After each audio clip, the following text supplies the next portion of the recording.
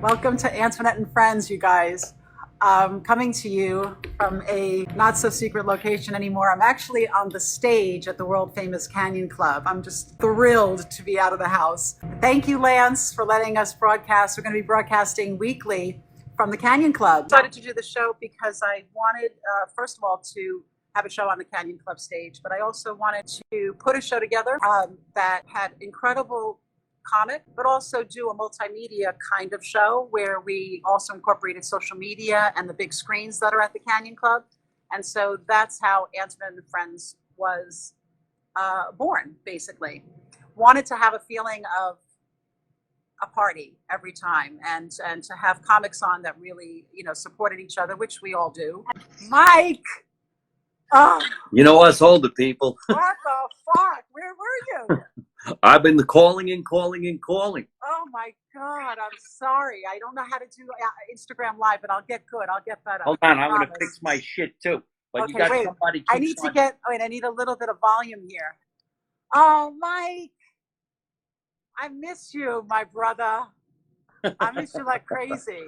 I miss everybody. This is I know. ridiculous. Get I me out of know. here. I'm stuck in my house. I know. And you're stuck in LA. I don't know if you planned it that way because I know you live in Jersey, but how did it happen that you ended up staying here? I actually have a place on both coasts, and I was out here doing work. And when I found out that I was going to have to cancel a bunch of shows, I figured I'd just stay here for a while. Now, I could go back if I wanted to, but I figured I'll stay here in California and ride the storm because I am a California citizen. So to apply for unemployment and some kind of whatever the bullshit they're going to give me, Right. get anything because I haven't gotten stimulated. I haven't gotten stimulated either. I don't know anybody that's gotten stimulated. Have people? Have you? Jen, have you been not stimulated that way? I'm so constipated from not getting stimulated. I don't know what the hell I'm going to do. I'm Right, happy there it you're is. smiling. I wasn't sure what I was going to find because, you're like me, very social. You're a very social guy, and you're always on the move. And I think about you a lot because you're Thank on you. the road all the fucking time. And I'd like to go back on the road. Get me the fuck out of here. Am I allowed to curse on your show? You're allowed to curse on Instagram. I was just told that you're not on YouTube, so don't curse anymore. I'll try not to either. I've been very. All right, I won't curse. Yeah. Listen. The last long conversation I had with you, it was the night that it was a bad day. We don't have to harp on it, but I just people don't realize people like us are always out and performing, and you cruise ship after cruise. Every time I talk to you, you're doing something else. So I got to imagine this situation for somebody like you who works their ass off. Hey, there's Joe D'Onofrio. Yeah! I got to put my glasses on. I don't see shit. I know a lot of people. I talked to Joe D'Onofrio this afternoon. He's a great actor. He's been in a lot of movies. And I did a project with him called Silent Partners. They're going to show it on Facebook tomorrow. Wonderful. Yeah. I'm happy about that. You do. All right, I just thought I'd slip that in there, but no, I want you to. I totally want you to. I was thinking, sometimes people don't realize, you and I go back, we worked together back in 2008, I think, right? Remember that we club probably go back Park? to 2000 because I started at the Comedy Store in the 90s. Oh, okay. So we probably go back. Yeah. And then I left for a while and I came back and it was just I was just so happy to be working with you again. And you were telling me the story. I don't know if you can tell this story, but when I talk to you, you have so many great stories. And you were telling me the story of when you did somebody's birthday, right? And you were or the Blacks. Can you tell me that story, please? Of course I can. It was their idea. It's got nothing to do with me. The last show that I got to do before the quarantine bullshit was at a birthday party in Leavenworth, Kansas for 200 black people. And they wanted me there very badly because the mom was turning 80 years old. And she told her daughter, he's my favorite comedian and I want him here. So I went to Leavenworth and I stood in front of 200 black people or African Americans, however you slice it. And I told him flat out, look, I'm not white, I'm Italian, so relax. I'm not going to steal anything. I'm just going to have some food, and that's what we're going to do. And we had a lot of fun. You know, if you're funny in general and you're genuine about what you do, and you're not really looking to offend anybody, especially us East Coast people who have no problem saying what the hell's on our minds. I love it. They're not offended. They're happy. They want you to be like that. So away you go. I actually did a set at the Laugh Factory yesterday at 2:00 in the afternoon. You did? Yes. Now, there was nobody in the room. It was one of the virtual shows that they're doing it on camera for millions of people that are watching the Laugh Factory website. Tehran was the host, and they had a guy playing the piano, and he's on that show, The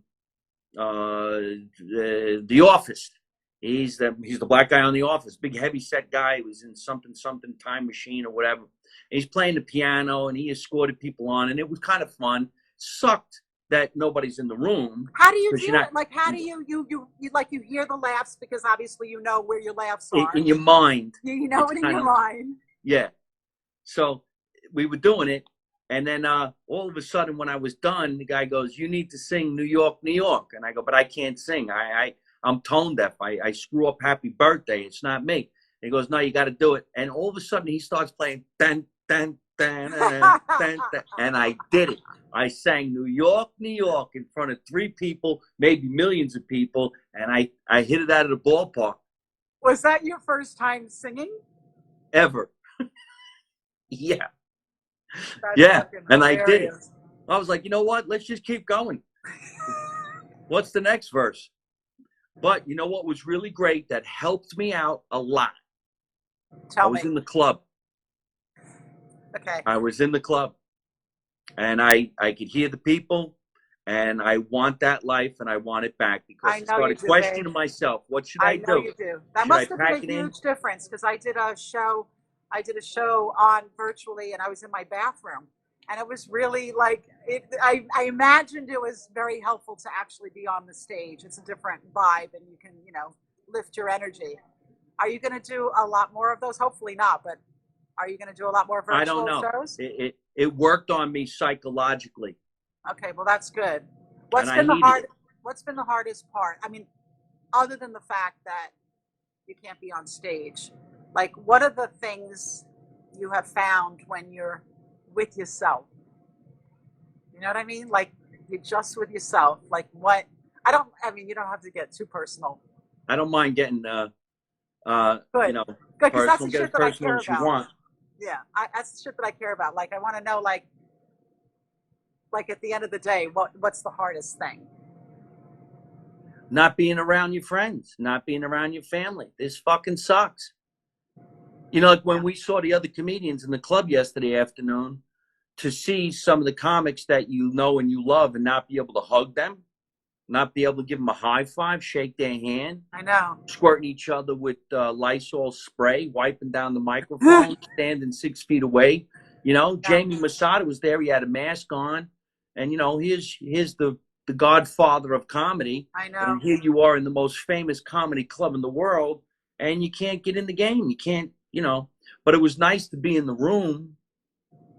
Yeah, no, I hear you. I don't like the feeling at all. That's probably for me the hardest thing, is not to be able to, like, to think about being at the Canyon, or to think about being out in public, or to think about, I hug people that I don't know. Can you imagine? Yeah. I'm like, you're that way too. Like, I'm a very, like, touchy-feely person. And with the fucking mask, you can't tell if just people look angry and afraid. So that's psychologically, I have to say, very, very hard for me. But because I know you're a positive person, what's a big takeaway for you? The takeaway? Positive takeaway from this whole thing. Well, I started calling people I normally don't talk to. I started reconnecting with people that I haven't seen or spoken to in a long time. Yeah. Got a lot of guys calling saying, "Hey, how are you? You want to have a reunion?" You learn how to do Zoom, but I don't really like that. Yeah. I did learn to be more appreciative to the life that I had, because That's something that you might like to hear. Yesterday, when I went over to the Laugh Factory and I parked my car in the offices across the street where all the bungalows are, where they house the comedians who hardly have any money, you realize, look at all the comedians that lived there for an amount of time and became millionaires because Jamie Masada helped them out, which is something that Mitzi Shore did way back in the day as well. And then you realize how lucky you are that you achieved this goal, that I actually parked my car at the world famous Laugh Factory and I walked across the street like who the hell I am. And I took a picture of the marquee that I'm usually on the marquee on the weekend. And I went inside the club and I said hello to Jamie Masada, the owner of the world famous Laugh Factory. And he says, I love you so much, Mike. I miss you. Then it makes you think, wow, holy shit. Look at the goal that I achieved in my life. That's a beautiful thing. So if we get back to where we were, you're never going to take advantage of that, ever. That's a beautiful thing, Mike. And, you know, I think about that too. Like, I think it's inspired me to go in different directions. Like, just even doing this is like a big thing, you know, to be able to do this or to be able to connect with people and put yourself out there. Have you thought about like a new direction that you would go in that you might not have done before lockdown? Well, I'm gonna write more about my web series, Make America Italian Again. I'm gonna change the premise a little bit. I'm going to write a book about my life called Managing Michael, which is about my life going through this weird thing of where to go, where not to be. But no, I still want to get on stage because a couple days ago I started to question, should I stay here in California and give up my apartment, move back to New Jersey and call it a day, work in construction, cut lawns for a business, get a job at Lowe's and just fuck all of this noise.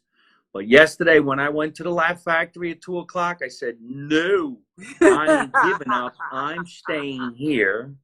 Either that or I'm going to have to become president of the United States. Either one. And come up with an antivirus. Right, exactly. There you go.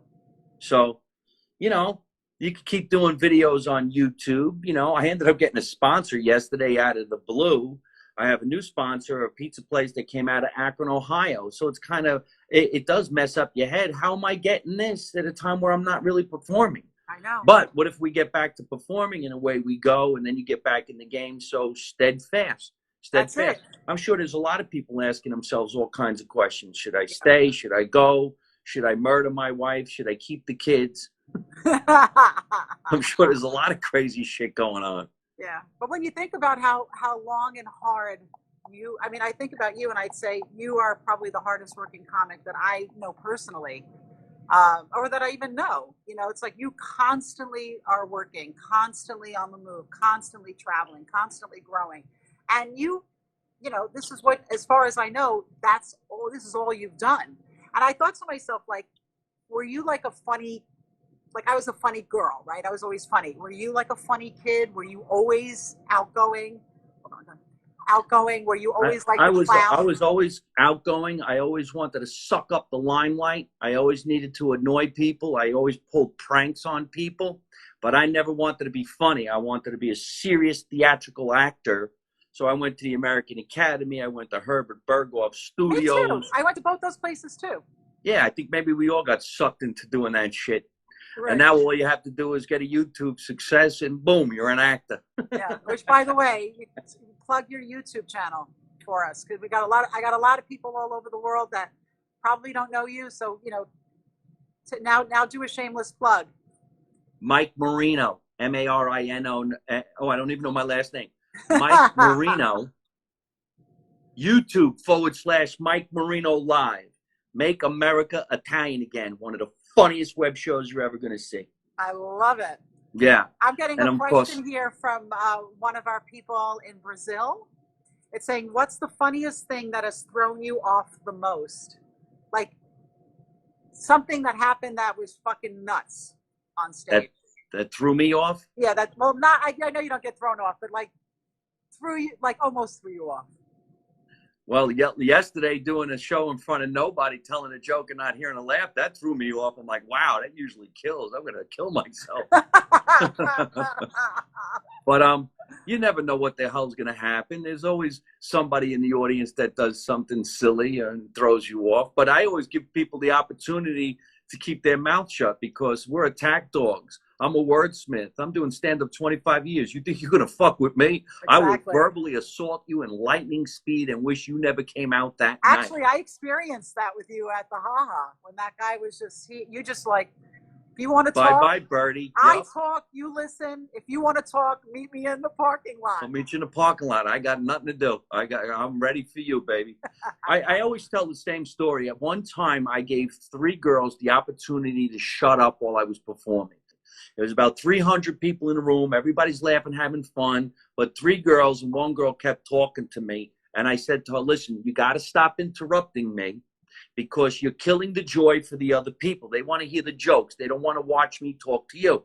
So I'll give you the opportunity. Here's 2 opportunities. 1, you listen to me. We all have fun.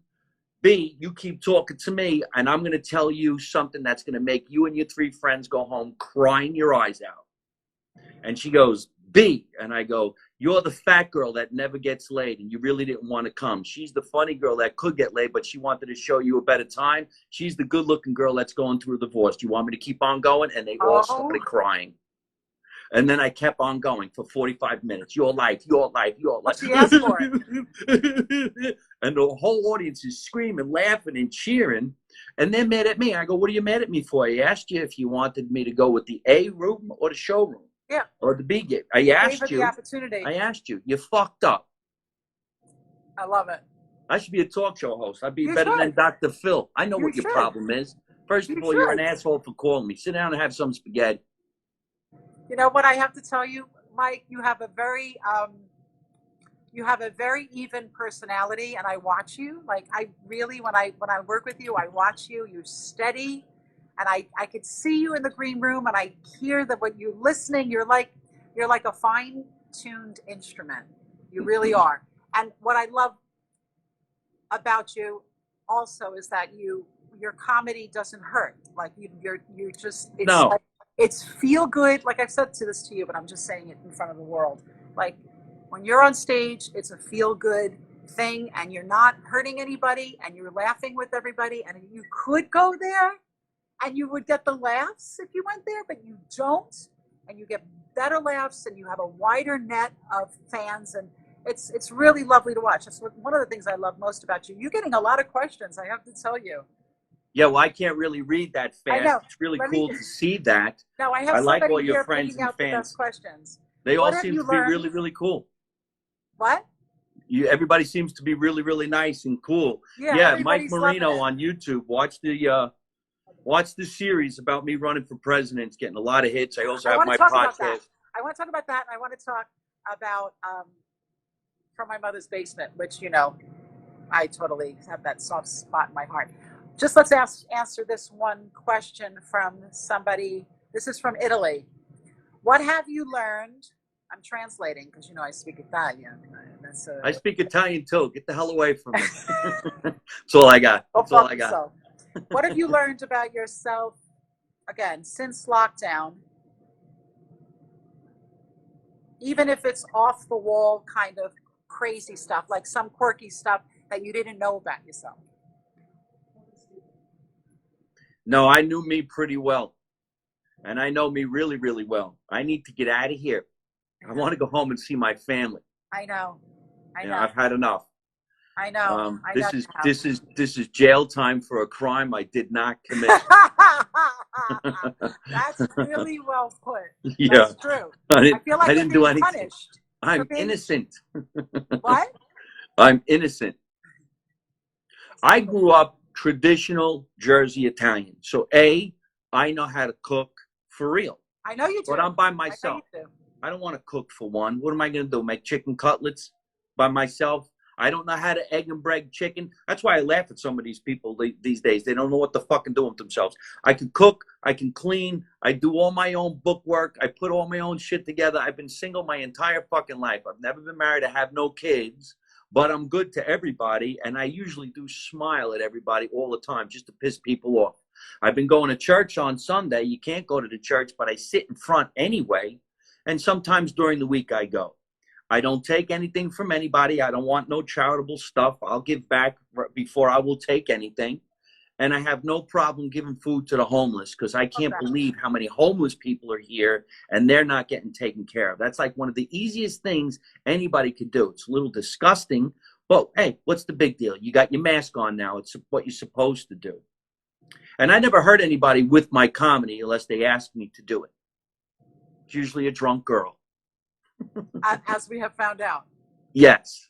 So my web series is funny. It's jolly. It's got kids in it. Nobody gets hurt. It's just a way to make people laugh at themselves. Well, you have fans. You have a lot of fans that are kids. Like young kids. Young kids. They look at me like I'm Uncle Mike. And I got some teenager kids, hopefully. And, you know, people in their 80s, like these people in Leavenworth, Kansas. Yeah.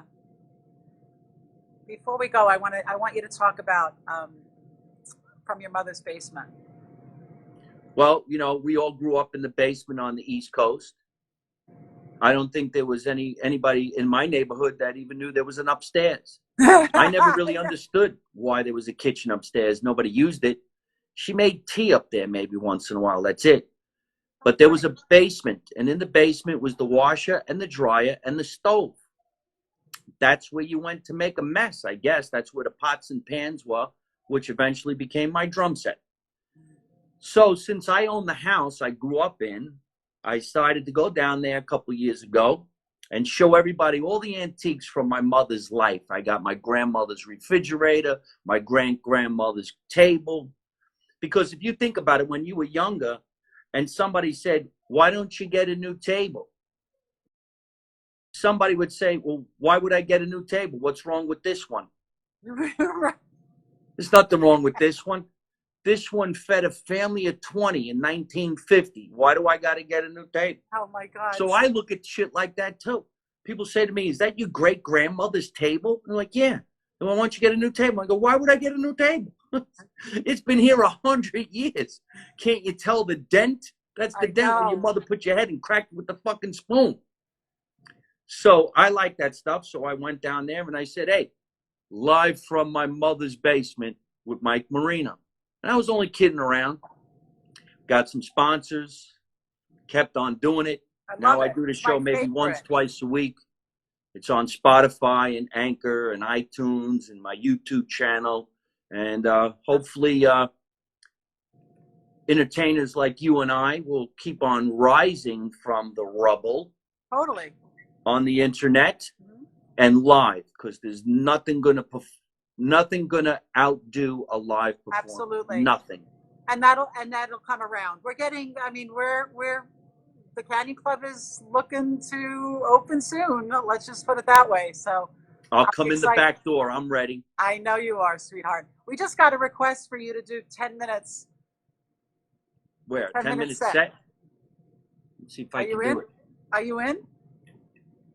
I love you. Look at that. He doesn't even fucking skip a beat. Look, it's my sponsor. Woo! Regina's Pizza, Akron, Ohio. I'm hoping that when we finally do get back to the way that things used to be, people will be nicer to each other because people are really, really mean to each other.